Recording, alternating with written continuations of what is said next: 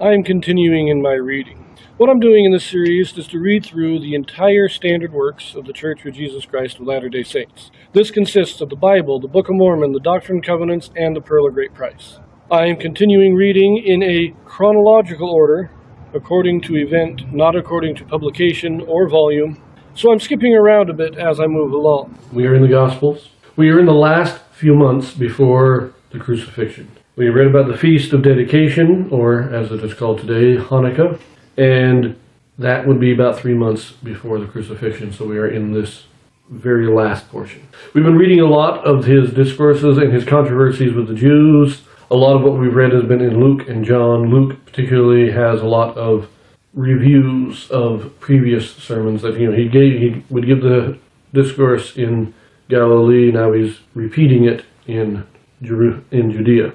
Some unique stuff as well. We're going to be getting into some more unique stuff now. We continue now in Luke. In this video, we have a Joseph Smith translation. Now, what the Joseph Smith translation is, this is a translation or correction done by Joseph Smith to restore those passages that have been lost or corrupted over the years. Luke chapter 14, verses 15 through 35. And when one of them that sat at meat with him heard these things, he said unto him, Blessed is he that shall eat bread in the kingdom of God. Then said he unto him, A certain man made a great supper, and bade many, and sent his servant at supper time to say to them that were bidden, Come, for all things are now ready. And they all with one consent began to make excuse. The first said unto him, I have bought a piece of ground, and I must needs go and see it. I pray thee, have me excused. Another said, I have bought 5 yoke of oxen, and I go to prove them. I pray thee, have me excused. And another said, I have married a wife, and therefore I cannot come. So that servant came and shewed his lord these things. Then the master of the house, being angry, said to his servant, Go out quickly into the streets and lanes of the city, and bring in hither the poor, and the maimed, and the halt, and the blind. And the servant said, Lord, it is done as thou hast commanded, and yet there is room. And the Lord said unto the servant, Go out into the highways and hedges, and compel them to come in, that my house may be filled. For I say unto you, that none of those men which were bidden shall taste of my supper. This is known as the parable of the Great Supper. Right now, those that are bidden, they are the children of the covenant. They are the Israelite. They are the ones that God first called to the supper, but they all refused to come in. And you'll note the 3 excuses. I bought land, I have bought oxen, and I have married a wife. These are all things of the mortal world in general. It is the business affairs and family relationships that we put above God. But then who does he call in? He calls in all the lame, the beggars, the poor. He doesn't call the criminals. Notice that. These aren't the criminals, but he's bringing all the poor and the lame. And these would be representative of the Gentiles, who spend most of the history essentially spiritually crippled because they don't have the gospel. And now God is bringing them in. But there's still not enough. And so he went to the cities, went throughout the city, got all they could, but the feast still wasn't full, so they went out to the highways and into the ditches and the hedges. And this is going out into the country. So again, we have kind of an idea that the missionary work would start where you are more... Well, it starts in the city, so it starts among those who are already, in a sense, faithful. And then, once they have had the chance, and we've got all of them, then we go out into the spiritual wilderness, you might say. At least that's how I'm seeing it.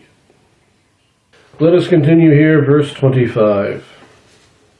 And there went great multitudes with him, and he turned and said unto them, If any man come to me, and hate not his father and mother and wife and children and brethren and sisters, yea, and his own life also, he cannot be my disciple. And whosoever doth not bear his cross and come after me cannot be my disciple. For which of you, intending to build a tower, sitteth not down first, and counteth the cost, whether he have sufficient to finish it? Lest haply after he hath laid the foundation, and is not able to finish it, all that behold it begin to mock him, saying, This man began to build, and was not able to finish.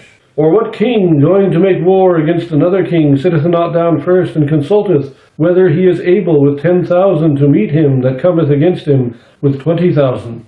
Or else, while the other is yet a great way off, he sendeth an embassage, and desireth conditions of peace. So likewise, whosoever he be of you that forsaketh not all that he hath, he cannot be my disciple.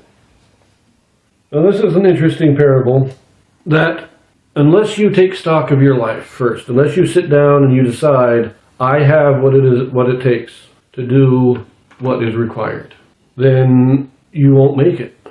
You need to know if you can do this. This is not a low maintenance, not maintenance, but this is not a low requirement faith. Christ expects us to do and to act and to work. We are not to be skating through life. And unless we know that we can do what is required, then we shouldn't even begin.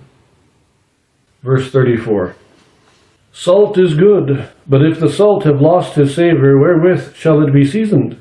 It is neither fit for the land, nor yet for the dunghill, but men cast it out. He that hath ears to hear, let him hear.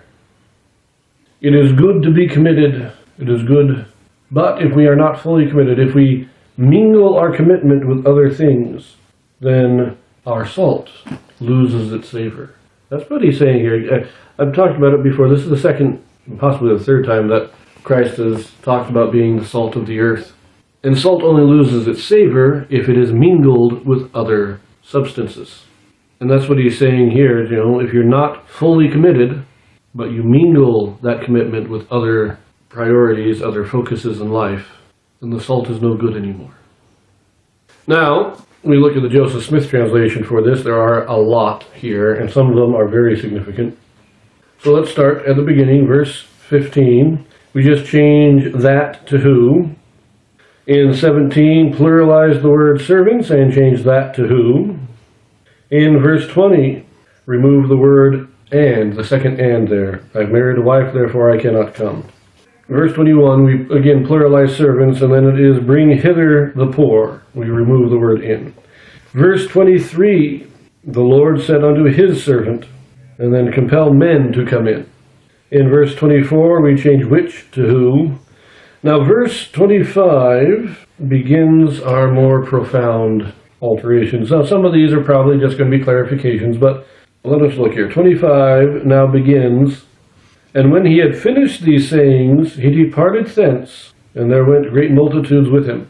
So again, we just have this transition of time that is missing in the King James Version. Verse 26, if any one come to me, and hateth not his father and mother, wife, children, brethren, sisters, or husbands, yea, and their own life also, or in other words, is afraid to lay down their life for my sake, cannot be my disciple. So we have the clarification. You're not hating yourself or your family, it's you are willing to lose them rather than deny or betray Christ. Verse 28 is now as follows. Wherefore settle this in your hearts, that ye will do the things which I shall teach and command you. For which of you, intending to build a tower, sitteth not down first, and counteth the cost, whether he has money to finish his work? Settle it in your hearts to do what Christ has commanded. Like I said, this is, if you're not willing, if you don't have the commitment, then you will not be successful. You will not be able to do it.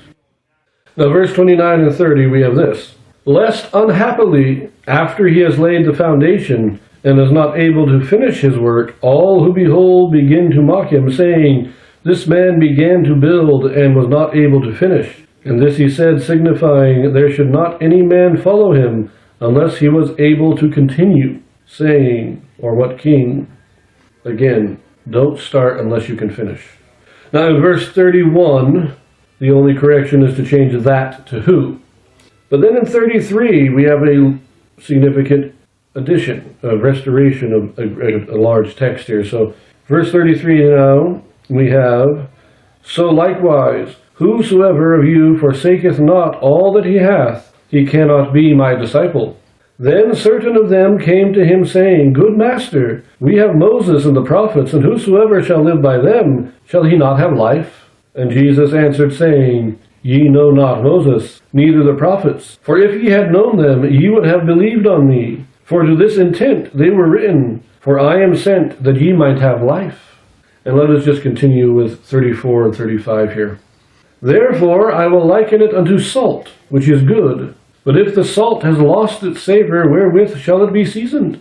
It is neither fit for the land, nor yet for the dunghill. Men cast it out. He who hath ears to hear, let him hear.